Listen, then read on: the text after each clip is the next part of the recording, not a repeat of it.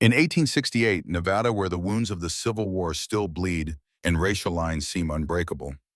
What happens when a formerly enslaved blacksmith places an advertisement for a wife, and the woman who answers is white Southern and running from her own shameful past? This is a story of courage, forbidden love, and two people willing to defy an entire society for the chance at happiness. Hit that like button and subscribe for this powerful tale that proves love knows no color, only character. Blacksmith's mail-order bride shocks everyone when Southern white woman defies all smart society. The advertisement was simple, direct, and honest. Just like the man who wrote it, skilled blacksmith, age 30, seeks wife for companionship and partnership. Have established business and home in Silver Ridge, Nevada. Can provide good life for right woman. All that matters is kind heart and willing spirit. Elijah Freeman. Elijah Freeman stood at his forge hammer, ringing against hot iron, each strike precise and purposeful. He'd built this smithy with his own hands, board by board, nail by nail, after walking away from a Georgia plantation 5 years ago, with nothing but the clothes on his back and skills learned in bondage that would become his salvation and freedom. Silver Ridge wasn't paradise, but it was better than most places for a black man in 1868. The mining town needed skilled workers more than it needed to enforce the racial hierarchies of the East. Elijah's work was the best in 3 counties. Everyone knew it, even those who'd rather die than admit a black man's superiority in anything. The advertisement had been an act of desperate hope. The few black women in town were already married, and while Elijah had his pick of work, he didn't have his pick of companionship. Loneliness ate at him like rust on iron, slow but relentless. He'd sent the advertisement to newspapers in Philadelphia, New York, and Boston, hoping some freed woman might be looking for a new start in the West. He never imagined the response he'd receive. The letter had arrived 3 weeks ago, written in elegant script on fine paper that spoke of education and refinement. Mr. Freeman, your advertisement intrigues me. I too seek a new beginning far from the shadows of the past. I am 26 years old, educated, and unafraid of hard work. I have skills in letters and numbers as well as domestic arts. I ask only for respect and honest partnership. If you are willing to correspond further, I would be grateful. Sincerely, Miss Caroline Whitaker. Something about the letter's tone, formal yet warm, proper yet hinting at hidden depths, made Elijah write back immediately. They'd exchanged 3 letters, since each revealing more while still maintaining careful boundaries. She was from Charleston, had lost everything in the war, and needed to leave the South for reasons she didn't specify. He'd been honest about his race, his former enslavement, his current prosperity. Her response had been unexpected. Mr. Freeman, your honesty deserves equal honesty in return. The circumstances of one's birth should not determine the content of one's character. I have seen enough of what proper breeding produces to know that worth is measured in deeds, not bloodlines. I would be honored to accept your proposal if it still stands.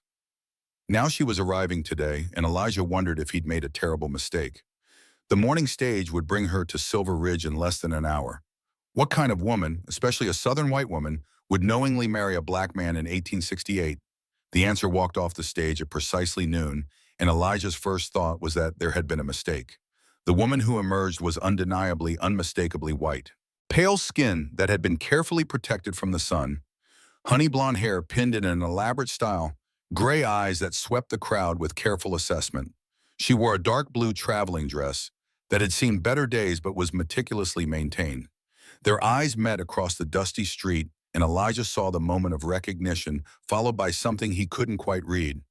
Determination featured both. He approached slowly, aware of the stares, the whispers already starting. Miss Whitaker, Mr. Freeman. Her voice was pure South, all magnolia and moonlight, but steady. I hope my arrival isn't unexpected.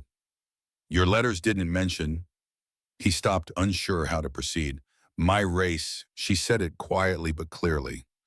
Would you have agreed to my coming if they had? Would you have come if I'd hidden mine? You didn't hide it. You were honest. I chose to come anyway. The crowd around them was growing, the whispers becoming mutters.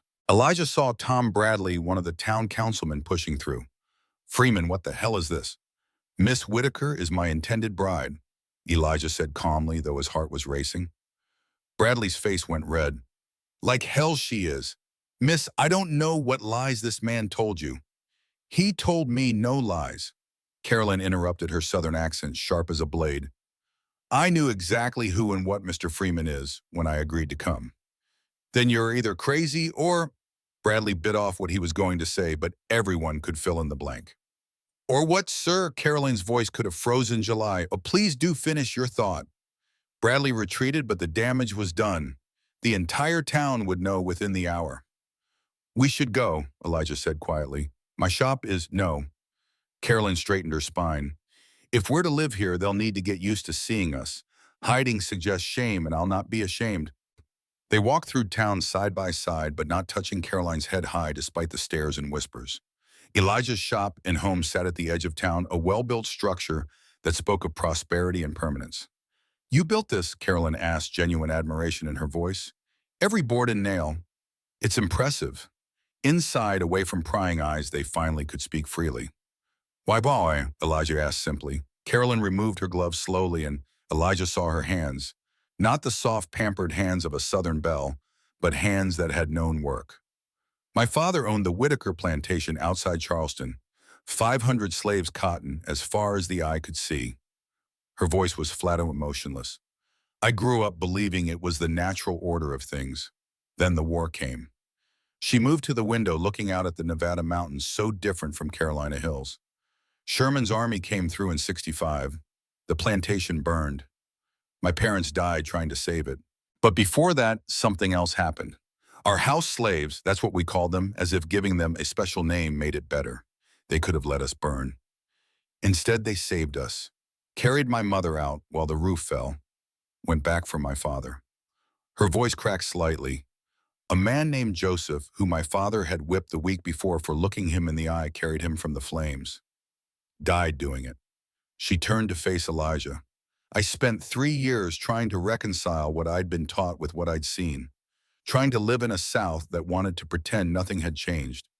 Then I saw your advertisement. A chance to do something right, maybe. To choose based on character rather than color. That's a heavy burden to put on a marriage, Elijah said carefully.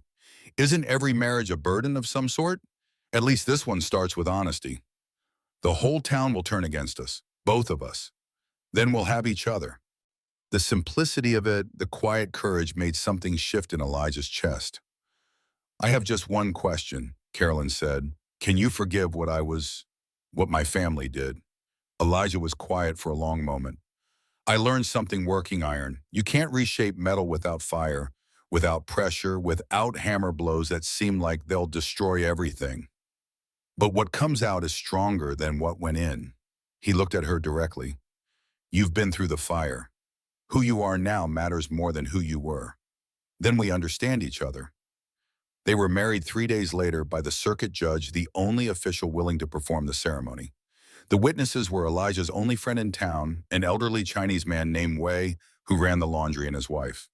The rest of Silver Ridge made their displeasure known through absence and hostility. Their wedding night was awkward, two people navigating not just the usual uncertainties of new marriage, but the weight of history between their races. They lay side by side in the darkness, careful not to touch. Are you afraid? Elijah asked. Terrified, Caroline admitted. Not of you, of everything else, of not being strong enough for what's coming. We'll face it together. Together, she agreed, and her hand found his across the space between them. The first test came quickly. Carolyn went to the general store the next morning for supplies. Mr. Henderson, the proprietor, looked through her as if she didn't exist. I'd like to purchase flour and salt, she said clearly. We don't serve your kind here, Henderson just said. My kind weren't race traders. Carolyn felt the words like a physical blow but kept her composure. I see. And is there another store in Silver Ridge that might serve paying customers? Not for you, there ain't. She left with dignity intact but nothing else. Elijah found her sitting in their kitchen, dry-eyed but shaking. I knew it would be cardy, but knowing and experiencing are different things. Wei's wife Mei Lin says they'll trade with us. The Chinese grocery has good supplies. Outcast together, then. There are worse things than being outside society's approval, such as being inside it and hating yourself. That night, someone threw a rock through their window. The note attached read, "Leave or burn." Elijah boarded up the window, his movements calm and methodical. They want us afraid. Oh my mind. Aren't you? I've been afraid my whole life. Fear and I are old friends. But I learned something as a slave. The worst thing they can do is kill you, and sometimes that's not the worst thing. That's a dark philosophy. It's a free philosophy. Once you accept death as a possibility, you can actually live. Caroline studied her husband, this man she barely knew but had tied her life to. Teach me to be that brave. You already are. You're here, aren't you? The harassment continued. Elijah lost customers, though not all. His work was too good for everyone to boycott. Caroline was shunned completely, except by Mei Lin, who became her only friend. Why do you help us? Caroline asked one day as they shared tea in Mei Lin's kitchen. Because we know what it's like to be hated for how we look, Mei Lin replied. And because you chose love over ease. That deserves respect. Is it love, though, or just rebellion? Mei Lin smiled. Sometimes they're the same thing. Love is always rebellion against something. Loneliness, tradition, fear. Slowly, Caroline and Elijah built their own rhythm. She kept his books, having a head for figures he lacked. He taught her to tend the forge fire while he worked. In the evenings, she read to him. She'd brought a trunk of books salvaged from the plantation. Why these, he asked one night, looking at the volumes of Shakespeare Dickens' philosophy. They were in the library. The only things that didn't burn. I thought maybe they survived for a reason. She began teaching him to read better. He knew basics, but had never had formal education. In return, he taught her practical skills, cooking on a wood stove, mending gardening in desert soil. One evening, as she struggled with dinner, burning the cornbread again, she broke down crying. I'm useless, she sobbed. I can't even cook a simple meal. Elijah pulled her into his arms the first time they'd embraced outside of bed. You're not useless. You're learning. There's a difference. I was raised to be an ornament, to play piano and speak French and manage slaves. None of that matters here. You're managing our accounts. You're standing up to a whole town's hatred. You're learning new things every day. That's not ornamental. She looked up at him, seeing him clearly for perhaps the first time, not as a symbol of her rebellion or her redemption, but as a man. A good man who was patient with her failures and protective of her dignity. Elijah, she said softly and kissed him. Not the careful, tentative kisses of their early marriage, but something real and hungry. That night they became truly husband and wife, and afterward, lying in his arms, Caroline felt something she hadn't experienced since before the war. Safe. But safety was an illusion in Silver Wedge. The violence escalated from threats to action. Elijah's forge was vandalized, tools stolen, anvil damaged with sledgehammers. Sheriff Morrison did nothing. Not my problem if you can't keep your property secure, he said with a smirk. Caroline wanted to rage, but Elijah just nodded and went back to work repairing what he could, working twice as hard to make up for losses. Then Tom Bradley made a mistake. He came to the shop when Caroline was alone, Elijah having gone to the mine to shoe horses. Mrs. Freeman, he said, with false courtesy, or should I say Miss Whitaker, I don't recognize marriages between humans and animals. Get out. I have a proposition. Leave him. Come to me. I'll set you up proper, give you a real home. You can be my woman instead of his whore. Carolyn grabbed the hot poker from the forge. Get out, Bradley laughed. You gonna burn me, woman? If necessary.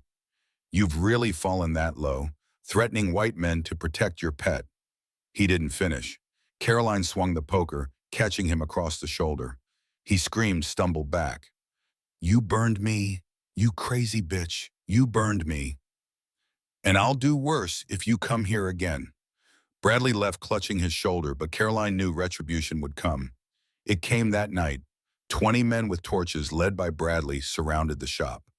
Freeman, send out the woman and we'll let you leave town alive. Elijah stood at the window with his rifle, Caroline beside him with the shotgun. They mean it, she said quietly. I know. If I go, we both die anyway. At least this way we die together. But they didn't die. As Bradley's mob prepared to rush the building, another group appeared. Wei and several Chinese workers, all armed. Then came something even more unexpected. Big Mike Sullivan, the Irish mine foreman, with a dozen miners. That's enough, Bradley, Big Mike called out. Freeman's a good man, does good work, and his woman's got courage. Leave them be. You're taking their side. Bradley was incredulous. I'm taking the side of letting people live their lives. These two ain't hurting nobody. It's unnatural. So was slavery, but you didn't seem to mind that, Big Mike shot back. The standoff stretched taut. Then Sheriff Morrison appeared. Everyone disperse, now. Bradley, you're under arrest for inciting a riot. You can't arrest me for, I can and I will, unless you want to explain to Judge Harper why you're threatening tax-paying citizens. The mob dissolved grumbling. Bradley went with the sheriff, still clutching his burned shoulder. Big Mike approached Elijah and Carolyn. You showed courage, both of you. That counts for something. Why help us? Elijah asked. Because I came here from Ireland with nothing but my name. People said I wasn't white enough, wasn't good enough. Someone stood up for me once. Figure it's my turn. The confrontation marked a turning point. While not everyone accepted them enough, people were tired of Bradley's bullying that a fragile peace emerged. Elijah's business slowly recovered. Caroline was allowed to shop at the general store, though Henderson served her with visible disgust. One day, a surprising customer appeared at the forge. Mrs. Harper, the judge's wife, a formidable woman who led Silver Ridge's small society. Mrs. Freeman, she said, ignoring Elijah entirely, I need to speak with you. Carolyn set down her ledger. Yes. You can read and write well. Yes. The school teacher left town, married a rancher. We need someone to teach the children until we can hire a replacement. You want me to teach?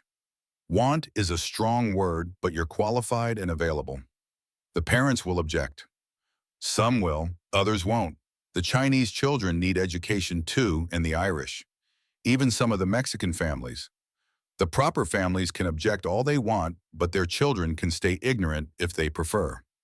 Caroline looked at Elijah, who nodded slightly. I'll do it. Good. You start Monday. The schoolhouse is behind the church. After she left, Caroline sat stunned. She's giving me a chance. She's using you. Oh, Elijah corrected, but sometimes being useful is the first step to being accepted. The school was a challenge. First day, only 5 children showed. 3 Chinese, 2 Irish. But Caroline taught them as if she had a full classroom, pouring all her energy into lessons. By the second week, 2 Mexican children joined. By the month's end, even some of the poorer white families were sending their children. Bradley and his allies kept their children away. But Caroline didn't care. She had students eager to learn. One of them was Samuel, the son of Big Mike Sullivan. 10 years old with bright red hair and countless freckles, he was brilliant but undisciplined. Caroline saw herself in him, a bright mind trapped by circumstances. Why do you care so much about teaching us? Samuel asked one day after class. Because education is freedom, Caroline replied. Real freedom, not just of the body but of the mind. Pa says you were rich before in the South. I was. Why give that up to marry Mr. Freeman? Caroline considered her words carefully. Because being rich in a wrong system makes you poor in spirit, and your Mr. Freeman is the richest man in spirit I've ever known. Samuel thought about this. Pa says Mr. Freeman is the best blacksmith he's ever seen. He is. And you love him even though, because he's good and kind and patient, because he sees me as a person, not an ornament or property, because with him, I'm myself for the first time in my life. Word of her teaching spread. Parents saw their children learning, advancing. Even some who'd shunned her began nodding politely on the street. But Caroline's greatest challenge came from an unexpected source, a new arrival in town. Marcus Washington, a black man from Philadelphia, educated and articulate. He'd come to open a law practice, the first black lawyer in Nevada. He came to dinner at their invitation, and the evening started pleasantly. Then after several whiskeys, his true feelings emerged. I don't understand it, he said to Elijah. You could have had any black woman. Why marry the enemy? Caroline's not my enemy, Elijah said quietly. Her people enslaved our people, her family specifically. And she spent every day since trying to make amends. Amends, Marcus laughed bitterly. You think teaching a few children makes up for centuries of bondage? No, Carolyn interjected. Nothing can make up for that. But doing nothing makes it worse. You want credit for basic decency. I want understanding that people can change. can choose to be better than they're raising. Easy for you to say. You still have white skin. You can walk away from this anytime and go where back to the South that would stone me as a race traitor, to the North that sees me as a curiosity. I'm here because this is where I belong. With my husband. Marcus turned to Elijah. She's going to have your children. Black children. You think she's ready for that? To see her babies treated like you've been treated? The question hung in the air. It was something Elijah and Caroline had avoided discussing. I'm terrified of it, Caroline admitted quietly. But I'm more terrified of living without love because of fear. Marcus left early and Elijah found Caroline crying in their bedroom. He's right, she sobbed. What right do I have? What can I offer children who'll face hatred from all sides? Elijah held her. You can offer them parents who chose love over convention, who'll teach them to be strong, educated, and proud, who'll show them that bridges can be built even across the deepest divides. Is that enough? It has to be. Winter came with unexpected news.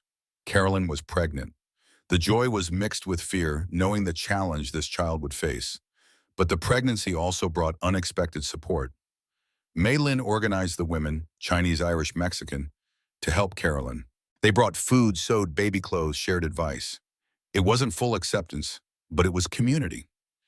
Even Mrs. Harper visited, bringing an expensive baby blanket.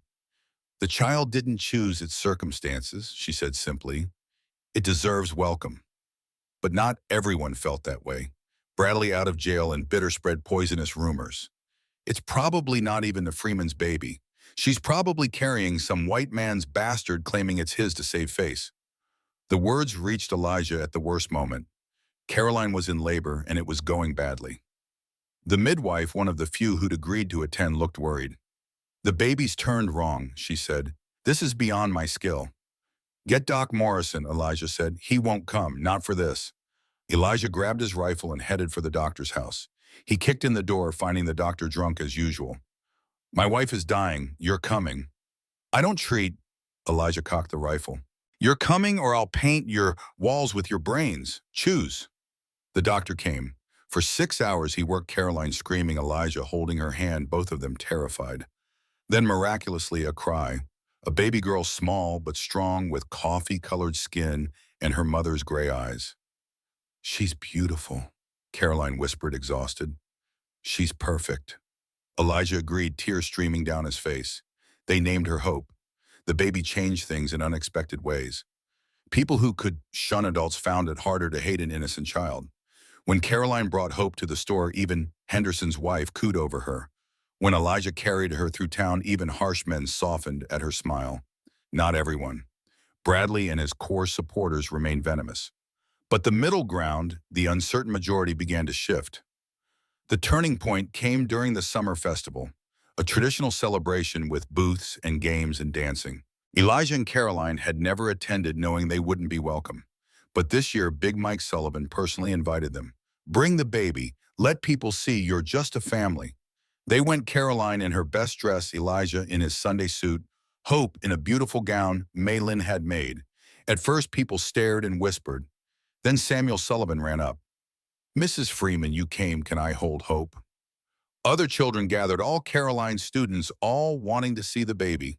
Their parents followed, drawn by their children's excitement. Then the fiddles started playing and Big Mike asked Caroline to dance. It was scandalous. A white man dancing with a black man's wife. But Big Mike didn't care. You've got courage, lass, he said as they waltzed. More than most. Other men asked Caroline to dance. Not many, but enough. And when the music turned to a reel, Elijah joined dancing with Mei Lin, while Wei danced with Caroline, all of them laughing at the absurdity and joy of it. Bradley watched from the sidelines, his face dark with rage. That night, as they put Hope to bed, Caroline said, We're winning. Winning what? The right to exist, to be a family, to be part of something larger than ourselves. But Bradley wasn't done. He made one last desperate play, writing to Caroline's relatives in Charleston, telling them about her marriage, her child. A month later, Caroline's cousin arrived. James Whitaker, now head of the family, a man who'd rebuilt his fortune through questionable means. He came to the forge looking at Elijah with undisguised disgust. I've come for Caroline, he announced. I'm not going anywhere, Caroline said then. Emerging from the house with Hope in her arms, James saw the baby and his face went white. My God, Caroline, what have you done? I've built a life. A good life. You've destroyed our family name, polluted our blood. I've freed our blood from the poison of hate. Come home. We'll say you were forced, that the baby died. We can fix this. There's nothing to fix. I'm where I belong. With him, James gestured at Elijah like he was pointing at something contaminating. Yes, with my husband, my daughter's father, the best man I've ever known. You're choosing him over your own blood. I'm choosing love over blood. If blood means hate, then yes, I choose him. James left, but not before delivering a final threat. You're dead to the family. No inheritance, no help, nothing. I have everything I need, Caroline replied. As his carriage drove away, Elijah pulled Caroline close. No regrets. None, you. How could I regret the woman who chose to stand with me against the world? That evening, something remarkable happened. Mrs. Harper came to their door with several other women, including some who'd shunned them before. We saw what happened, Mrs. Harper said. What your cousin said. What you chose, please. She paused. It took courage. Real courage. We want you to know you're part of this town now, both of you. All three of you. It wasn't perfect acceptance, but it was enough, a beginning. 5 years later, Silver Ridge had changed, and so had the Freeman's place in it. Elijah's Forge had expanded into a proper business, employing 2 apprentices. One Irish, one Mexican. Carolyn's school had become official with her as the permanent teacher. Hope ran between the forge and schoolhouse, loved by the children and tolerated by even the hardest hearts. Bradley had left town after a failed business venture, his hatred having consumed his judgment. The new sheriff was a fair man who treated all citizens equally. One evening as they sat on their porch watching Hope play, Caroline said, We did it. But did what? Prove them wrong, prove that love is stronger than hate. Is it though there's still so much hatred in the world? Yes, but we carved out a space free from it. Here in this unlikely place, we made something beautiful. You sound like you're saying goodbye. Carolyn was quiet. She'd been sick lately, a cough that wouldn't go away. The doctor, a new one competent and unbiased, had been honest about her prospects. I'm saying thank you, she said, for choosing me, for seeing past everything that should have separated us. You chose me too. The best choice I ever made. Carolyn died that winter, the consumption quick, once it truly took hold. The funeral was attended by the entire town. Even those who'd opposed their marriage came to pay respects to a woman who'd earned their grudging admiration. Elijah stood at her grave, Hope's hand in his, surrounded by the community they'd built through courage and persistence. Your mama was the bravest person I ever knew, he told Hope. Braver than you, Papa. Much braver. I just did what I had to do to survive. She chose to do right when wrong would have been easier. Years later, Hope would become the first mixed-race woman to graduate from the new Nevada State College. She would become a doctor returning to Silver Ridge to serve all people regardless of race. She would marry a man who loved her for her brilliant mind and compassionate heart, not despite her heritage, but because of the strength it represented. And she would tell her children the story of their grandparents, a black blacksmith and a white Southern belle who defied an entire society's expectations to forge something new and strong and enduring like iron in the fire, shaped by pressure, but ultimately unbreakable. The forge still stands in Silver Ridge, now a historical monument. A plaque reads, Elijah and Caroline Freeman. They built more than horseshoes and tools here. They built a future where love matters more than color. And in the cemetery, their graves sit side by side, the inscription chosen by Hope. They chose each other against all odds.